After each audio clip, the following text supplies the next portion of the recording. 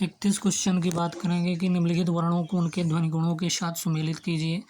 तो का जो है सघोष महाप्राण, खा अघोष महाप्राण, गा सघोष अल्पप्राण या घा सघोष अल्पप्राण, सघोष अनुवांशिक। तो कौन सा सही है इसमें से? तो इसमें से जो है ये सही है कि जो है कौन सा सही है? ये सही है। का जो है अघोष अल्प प्राण है, का क्या है? अघोष अल्प प्राण है। खा अघोष महाप्राण है और गा सघोष अल्प प्राण है और घा जो है सघोष महाप्राण।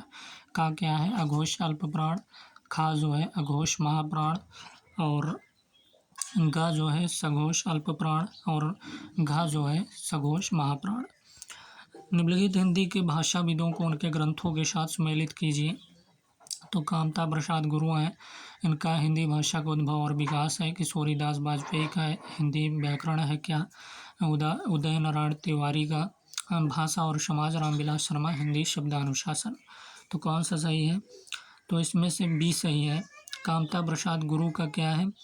हिंदी व्याकरण है। कामता प्रसाद गुरु का क्या है? हिंदी व्याकरण है। और किशोरीदास वाजपेयी का क्या है? तो किशोरीदास वाजपेयी का जो है हिंदी शब्दानुशासन है। और अगर बात करें उदय नारायण तिवारी की, तो ये हिंदी भाषा का उद्भव और विकास इनकी जो है रचना है, ग्रंथ है। और रामविलास शर्मा की बात करें तो इनकी कौन सी है? तो इनकी जो है भाषा और समाज है। देखिए भाषा ग्रंथ है, प्रकाशन वर्ष भाषाविद हैं। तो हिंदी व्याकरण की बात करें तो हिंदी व्याकरण जो है कामता प्रसाद गुरु के द्वारा लिखा गया। हिंदी शब्दानुशासन प्रकाशन वर्ष की बात करें तो 1957 ईस्वी है और किशोरीदास वाजपेयी हैं इसके भाषाविद। अगर हिंदी भाषा के उद्भव और विकास की बात करें तो उदय नारायण तिवारी हैं। भाषा और समाज की बात करें तो 1961 ईस्वी रामविलास शर्मा जी द्वारा रचित है। अब 33 क्वेश्चन है कि निम्नलिखित काव्य ग्रंथों को उनके कवियों के साथ सुमेलित कीजिए। जैसे आत्मजयी, गिरिजा कुमार माथुर, धरती कुंवर नारायण, आंगन के पार द्वार, अज्ञेय, धूप के धान, त्रिलोचन, रघुवीर सहाय। तो कौन सा सही है? तो सी सही है इसमें। अगर आत्मजयी की बात करें तो दूसरा नंबर होगा। आत्मजयी क्या होगा? दूसरा नंबर होगा, मतलब कुंवर नारायण का आत्मजयी है। और धरती की बात करें तो धरती जो है त्रिलोचन का होगा। धरती किसकी होगी? त्रिलोचन की होगी। अगर बात करें आंगन के पार द्वार, तो आंगन के पार द्वार जो है कुंवर नारायण का होगा। और धूप के धान की बात करें तो ये होगा गिरिजा कुमार माथुर का। तो आत्मजयी प्रकाशन वर्ष 1965 ईस्वी और कुंवर नारायण का रचना है। आत्मजयी कुंवर नारायण की रचना। और धरती जो है त्रिलोचन 1965 में प्रकाशन वर्ष है आत्मजयी का। और धरती की बात करें तो त्रिलोचन रचनाकार हैं। और 1945 ईस्वी प्रकाशन वर्ष। आंगन के पार द्वार की बात करें सच्चिदानंद हीरानंद वात्स्यायन अज्ञेय जो है। और प्रकाशन वर्ष जो है 1961 ईस्वी। धूप के धान की बात करें तो गिरिजा कुमार माथुर की रचना है। आत्महत्या के विरुद्ध की बात करें तो 1967 ईस्वी में रघुवीर सहाय की रचना है।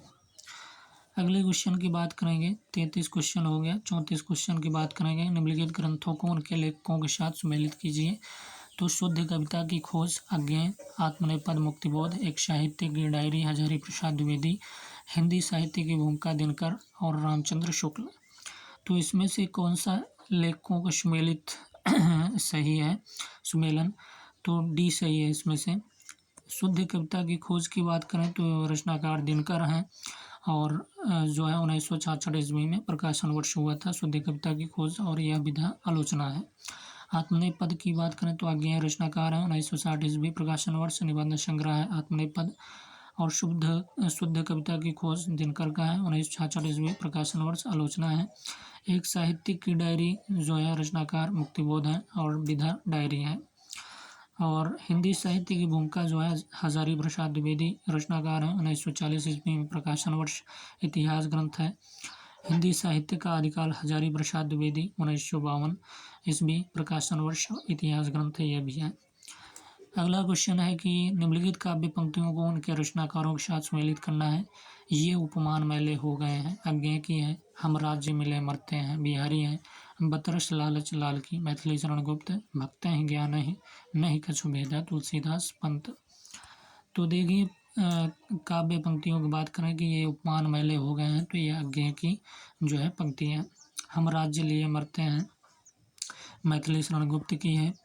और बतरस लालच लाल की, बिहारी की जो है पंक्तियाँ भक्तें ज्ञान नई कसु भेदा, तुलसीदास की है। तुम वहन कर सको जनमन में मेरे विचार, वाणी मेरी चाहिए तुम्हें क्या अलंकार।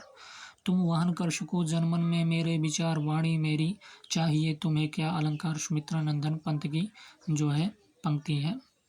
तो ये उपमान मैले हो गए, अज्ञेय की है। हम राज्य लिए मरते हैं, मैथिली शरण गुप्त। बतरस लालच लाल की, बिहारी। भक्त हैं ज्ञान है नई कसु भेदा, तुलसीदास। तुम वहन कर सको जनमन में मेरे विचार, वाणी मेरी मेरी चाहिए तुम्हें क्या अलंकार, सुमित्रा नंदन पंत की जो है पंक्तियाँ हैं। निम्नलिखित गद्य पंक्तियों को उनके लेखकों के साथ सुमेलित करना है। तो बैर क्रोध का आचार यह मुरब्बा है, तो प्रेमचंद का है। अधिकार सुख कितना मादक और सारहीन, प्रसाद का है। या निज भाषा उन्नतियाँ है, सब उन्नत क्यों मूल, भारतेंदु का है। मर्द साठे पर पाठे होते हैं, रामचंद्र शुक्ल या हजारी प्रसाद द्विवेदी। तो कौन सा पंक्ति जो है के गद्यकार कौन है, तो बैर क्रोध का आचार या मुरब्बा है, यह क्या है, रामचंद्र शुक्ल की पंक्ति है। बैर क्रोध का आचार या मुरब्बा है, किसकी पंक्ति है, रामचंद्र शुक्ल की। अधिकार जो है सुख कितना मादक और सारहीन, तो जयशंकर प्रसाद की पंक्ति है। अधिकार सुख कितना मादक और सारहीन। निज भाषा उन्नति है, सब उन्नत को मूल, भारतेंदु हरिश्चंद्र की ये जो है पंक्ति है। मर्द साठे पर बाठे होते हैं, प्रेमचंद की पंक्ति है। निबंध व्यक्ति की स्वाधीन चिंता की उपज है। निबंध क्या है, व्यक्ति की स्वाधीन चिंता की उपज है, ये हजारी प्रसाद द्विवेदी की पंक्ति है। अगला क्वेश्चन है कि निम्नलिखित पत्रिकाओं को उनके संपादकों के साथ सुमेलित कीजिए। तो हिंदी प्रदीप राजेंद्र यादव का पत्र है, या ब्राह्मण कमला प्रसाद, सरस्वती बालकृष्ण भट्ट, वसुधा प्रताप नारायण मिश्र, महावीर प्रसाद द्विवेदी। तो कौन सा सही है, तो हिंदी प्रदीप जो है 1877 ईस्वी प्रवर्तन वर्ष है, और इसके जो संपादक हैं बालकृष्ण भट्ट है। हिंदी प्रदीप का बालकृष्ण भट्ट, और ये प्रकार मासिक है, और स्थान प्रयाग है। तो प्रयाग में जो है इसका प्रकाशन हुआ था हिंदी प्रदीप का, और 1877 ईस्वी में बालकृष्ण भट्ट द्वारा, और ये प्रकार के हैं, मासिक है और प्रयाग द्वारा। ब्राह्मण प्रताप नारायण मिश्र संपादक है ब्राह्मण के, 1883 ईस्वी प्रवर्तन वर्ष है, और ये मासिक है और कानपुर से प्रकाशित होती थी। सरस्वती महावीर प्रसाद द्विवेदी 1903 ईस्वी प्रवर्तन वर्ष, और मासिक ये है, इलाहाबाद से प्रकाशन होता था। वसुधा जो है स्वयं प्रकाश और राजेंद्र शर्मा, दो लोग थे इसके, और ये त्रैमासिक है, और भोपाल से प्रकाशन वर्षों होता था। हंस पुनर्प्रकाशन जो है ये राजेंद्र यादव संपादक है, 1986 ईस्वी प्रवर्तन वर्ष है, और प्रकार जो है मासिक है, और दिल्ली से जो है प्रकाशित होती थी हंस पत्रिका। अगले क्वेश्चन की बात करेंगे कि निम्नलिखित ग्रंथों को उनके काव्य रूपों के साथ सुमेलित कीजिए। तो पंचवटी जो है महाकाव्य है, यह परिप्रवास काव्य नाटक है। एक कंठ बिस्पाई खंड काव्य है, शिवा बावनी मुक्तक या चंपू है। तो जो है पंचवटी की बात करें तो 1925 ईस्वी प्रकाशन वर्ष है, और मैथिली शरण गुप्त क्या है लेखक, इसके पंचवटी के लेखक मैथिली शरण गुप्त हैं। और ये काव्य रूप क्या है, खंड काव्य है ये। परिप्रवास अयोध्या सिंह उपाध्याय हरियोध है, प्रकाशन वर्ष 1914 ईस्वी, और ये क्या है, महाकाव्य है। अगर एक कंठ बिस्पाई की बात करें तो दुष्यंत कुमार लेखक है, 1963 ईस्वी प्रकाशन वर्ष है, और ये क्या है, काव्य नाटक और गीत नाट्य है। शिवा बावनी की बात करें तो भूषण रचनाकार हैं, और ये काव्य रूप क्या है, मुक्तक है। कामायनी की बात करें तो जयशंकर प्रसाद की रचना है, 1935 ईस्वी प्रकाशन वर्ष, और ये महाकाव्य है, 15 सर्ग में है। उर्वशी की बात करें तो उर्वशी की बात करें तो जयशंकर प्रसाद की रचना है, और ये चंपू काव्य है, 1909 ईस्वी प्रकाशन वर्ष है। इस रस सूत्र के व्याख्याकारों को उनके सिद्धांतों के साथ सुमेलित कीजिए। भट्ट लोलट अव्यक्तिवाद, शंकुक भुक्तिवाद, भट्ट नायक अनुमतिवाद, अभिनव गुप्त उत्पत्तिवाद, व्यक्ति वैचित्रवाद। तो इसमें से सही क्या है, तो देखिए उत्पत्तिवाद या आरोपवाद जो है रस सूत्र के व्याख्याकार भट्ट लोलट है, और दर्शन कौन सा है, मीमांसा दर्शन। अनुमितिवाद की बात करें तो अनुमितिवाद जो है ये शंकुक का है, और न्याय दर्शन है दर्शन। और भुक्तिवाद भोगवाद की बात करें तो भट्ट नायक है, रससूत्र के व्याख्याकार और सांख्य दर्शन है। अब व्यक्तिवाद की बात करें तो अभिनव गुप्ता है, और ये कौन सा दर्शन है? शैव दर्शन है। अगले क्वेश्चन की बात करेंगे। अगले क्वेश्चन, ये कौन सा क्वेश्चन था? तो ये 39वां क्वेश्चन था। 40 क्वेश्चन की बात करेंगे कि निम्नलिखित पाश्चात्य साहित्य चिंतकों को उनके सिद्धांत के साथ सुमेलित कीजिए। तो ज्यां पाल सार्थ जो है अभ्यंजनावाद, जाक देरिदा अस्तित्ववाद, टी.एस. एलियट विखंडनवाद, क्रोचे जो है निर्वैयक्तिकता मार्क्सवाद। तो इसमें से डी सही है इसका। ज्यां पाल सार्थ जो है अस्तित्ववाद से संबंधित है, और जाक देरिदा किससे हैं संबंधित? विखंडनवाद से। टी.एस. एलियट किससे संबंधित है? तो निर्वैयक्तिकता से संबंधित है। और क्रोचे जो है अभ्यंजनावाद से संबंधित है। कार्ल मार्क्स मार्क्सवाद से संबंधित है। तो ज्यां पाल सार्थ अस्तित्ववाद से संबंधित, जाक देरिदा विखंडनवाद से संबंधित है, टी.एस. एलियट जो है निर्वैयक्तिकता से संबंधित है, और क्रोचे जो है सिद्धांत इनका है अभ्यंजनावाद, और कार्ल मार्क्स का मार्क्सवाद सिद्धांत है। अगला क्वेश्चन है कि निम्नलिखित गद्य अवतरण को ध्यानपूर्वक पढ़िए और उससे संबंधित प्रश्नों के उत्तरों को दिए गए बहुविकल्पों में से सही विकल्प का चयन करें। कभी क्या है? कभी वाणी प्रसार से हम संसार के सुख दुख, आनंद क्लेश आदि का शुद्ध स्वार्थ मुक्त रूप में अनुभव करते हैं। इस प्रकार के अनुभव के अभ्यास से हृदय का बंधन खुलता है और मनुष्यता की उच्च भूमि की प्राप्ति होती है। किसी अर्ध पिशाच कृपण को देखिए, जिसने केवल अर्ध लोभ के वशीभूत होकर क्रोध, दया, श्रद्धा, भक्ति, आत्माभिमान आदि भावों को एकदम दबा दिया है, और संसार के मार्मिक पक्ष जो है संसार के जो है मार्मिक पक्ष क्या है? संसार के मार्मिक पक्ष कृपण को देखिए, जिसने केवल अर्धलोभ के वशीभूत होकर क्रोध, दया, श्रद्धा, भक्ति, आत्माभिमान आदि भावों को एकदम दबा दिया है, और संसार के मार्मिक पक्ष से मुंह मोड़ लिया है। न सृष्टि के किसी रूप माधुर्य को देख वह पैसों का हिसाब किताब भूलकर कभी मुग्ध होता है, न किसी दीन दुखिया को देख कभी करुणा से द्रवीभूत होता है, न कोई अपमान सूचक बात सुनकर क्रुद्ध या क्षुब्ध होता है। यदि उससे किसी लोमहर्षक अत्याचार की बात कही जाए तो वह मनुष्य धर्मानुसार क्रोध या घृणा प्रकट करने के स्थान पर रुखाई के साथ कहेगा कि जाने दो, हमसे क्या मतलब, चलो अपना काम देखें। यह महाभयानक मानसिक रोग है, इससे मनुष्य आधार मर जाता है। 41 क्वेश्चन है कि कविता मनुष्य के हृदय को उदार बनाती है, या कथन सत्य है, गलत है, अंशतः सत्य है, अंशतः गलत है। तो ये सही है, या कथन सत्य है। कविता जो है मनुष्य के हृदय को उदार बनाती है, यह पूर्णतः सत्य है, क्योंकि कवि की वाणी के प्रसाद से हम संसार के सुख दुख, आनंद क्लेश आदि का शुद्ध स्वार्थ मुक्त रूप में क्या करते हैं? अनुभव करते हैं। 42 क्वेश्चन है कि लोभी व्यक्ति का भाव जगत संकुचित हो जाता है। तो यह कथन गलत है, सत्य है, अंशतः सत्य है, अंशतः गलत है। तो बी सही है कि यह कथन सत्य है कि जब मनुष्य अर्थलोभ के वशीभूत होकर क्रोध, दया, श्रद्धा, भक्ति, आत्माभिमान आदि भावों से अपने आप को दबा लेता है, तब लोभी व्यक्ति का भाव जगत संकुचित हो जाता है। 43 क्वेश्चन की बात करेंगे कि अत्याचार की बात सुनकर क्या करना चाहिए? उदासीन हो जाना चाहिए, दूर भाग जाना चाहिए, उसका सक्रिय विरोध करना चाहिए, या दूसरों का ध्यान उधर आकर्षित करना चाहिए। तो सी सही है कि उसका जो है सक्रिय विरोध करना चाहिए। अत्याचार की बात सुनकर क्या करना चाहिए? उसका जो है सक्रिय विरोध करना चाहिए। मनुष्य को अत्याचार की बातें सुनकर उसका सक्रिय विरोध करना चाहिए, तथा धर्मानुसार उस अत्याचार के विरोध में क्रोध या घृणा प्रकट करना चाहिए।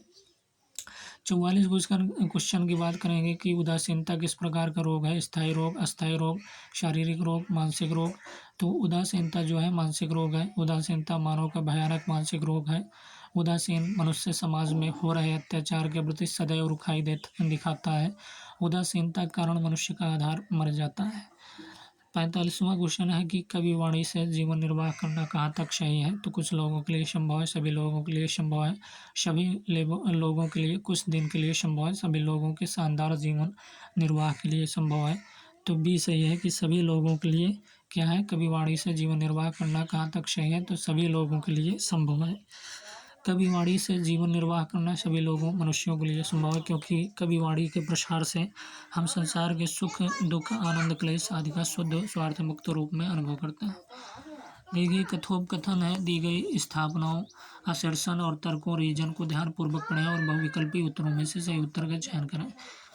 पहला है कि स्थापना है कि ये नाद सौंदर्य से कविता की आयु बढ़ती है। आ रहा है तर्क क्या है, नाद का संबंध छंद से होता है, इसीलिए जो लोग छंद की परवाह करते हैं उनकी कविता की आयु अधिक हो जाती है। तो इसमें से कौन सा सही है, ए और आर दोनों सही है कि नाद सौंदर्य से कविता की आयु बढ़ती है और नाद का संबंध छंद से होता है, इसीलिए जो लोग छंद की परवाह करते हैं उनकी कविता की आयु अधिक हो जाती है। अगला क्वेश्चन की बात करेंगे तो व्याख्या क्या है कि आचार्य रामचंद्र शुक्ल के अनुसार नाद सौंदर्य से कविता की आयु बढ़ती है। नाद सौंदर्य का तात्पर्य काव्य के संपूर्ण अलंकरण से होता है। काव्य में रस हो गया, छंद, अलंकार आदि से कविता की आयु अधिक हो जाती है। अगला क्वेश्चन है 47 क्वेश्चन की स्थापना, भाषा एक सामाजिक संपत्ति है। आर तर्क क्या है, भाषा विहीन समाज की कल्पना संभव नहीं है। तो ए और आर दोनों सही है, या ए आर दोनों गलत है, ये सही है। तो ए सही है कि ए आर दोनों सही है कि भाषा एक सामाजिक संपत्ति है और भाषा विहीन समाज की कल्पना संभव नहीं है। भाषा क्या है, एक सामाजिक संपत्ति है, क्योंकि किसी भी भाषा के विकास समाज द्वारा ही होता है। जिस भाषा का जितना परिमार्जित प्रारूप समाज द्वारा प्रचलन एवं प्रयोग में लाया जाता है, उस भाषा का उतना ही विकास होता है। भाषा ही मनुष्य को अन्य जीव जंतुओं से भिन्न बनाती है, अतः भाषा विहीन समाज की कल्पना संभव नहीं है। 48 क्वेश्चन की बात करेंगे कि आधुनिक हिंदी आलोचना पर पश्चिम के साहित्य चिंतन का गहरा प्रभाव है। तर्क आ रहा है कि हिंदी के प्रमुख समीक्षक पाश्चात्य साहित्य चिंतन से प्रभावित नहीं है। तो ए और आर दोनों सही है, या दोनों गलत है, या ए और आर गलत है। तो सी सही है कि ए सही है, आर गलत है। आधुनिक हिंदी आलोचना पर पश्चिम के साहित्य चिंतन का जो है गहरा प्रभाव है, और हिंदी के प्रमुख समीक्षक पाश्चात्य साहित्य चिंतन से प्रभावित नहीं है। तो आधुनिक हिंदी आलोचना पश्चिम के साहित्य चिंतन से प्रभावित है तथा हिंदी के मुख्य समीक्षक जो है पाश्चात्य दर्शन से प्रभावित है। हिंदी साहित्य में गद्य विधाओं अगर देखें तो नाटक हो गया, उपन्यास, कहानी, निबंध, आलोचना, डायरी, आत्मकथा, जीवनी, यात्रा, वृत्तांत, संस्मरण, रेखा चित्र का विकास पश्चिमी साहित्य अंग्रेजी साहित्य से हुआ। अगला क्वेश्चन है कि नई कविता में छायावाद का प्रभाव एकदम नहीं है। दूसरा तर्क क्या है, नई कविता पूर्णतः पश्चिमी प्रभाव में जन्मी है। तो ए सही है कि ए और आर दोनों सही है कि नई कविता में पुरानी परंपराओं को तोड़ा गया है और यह पश्चिमी दर्शन, अस्तित्ववाद व यथार्थवाद पर आधारित है। नई कविता का उत्थान जो है पूर्ण रूपेण पश्चिमी साहित्य द्वारा उत्पन्न हुई। 50 क्वेश्चन है कि दलित चेतना की प्रामाणिक अभिव्यक्ति दलित रचनाकारों द्वारा ही हो सकती है। दूसरा तर्क क्या है कि दलित जीवन का वास्तविक अनुभव केवल दलितों को ही होता है। तो इसमें से कौन सा सही है, तो बी सही है, ए और आर दोनों गलत हैं। देखिए, दलित चेतना की प्रामाणिक अभिव्यक्ति दलित रचनाकारों द्वारा ही हो सकती है, ऐसा आवश्यक नहीं है, क्योंकि कोई भी लेखक रचनाकार इसकी अभिव्यक्ति कर सकता है। दलित जीवन का वास्तविक अनुभव केवल दलितों को ही बल्कि अन्य व्यक्ति को भी हो सकता है। तो ये 50 क्वेश्चन था। अगला जो है UGC 50 क्वेश्चन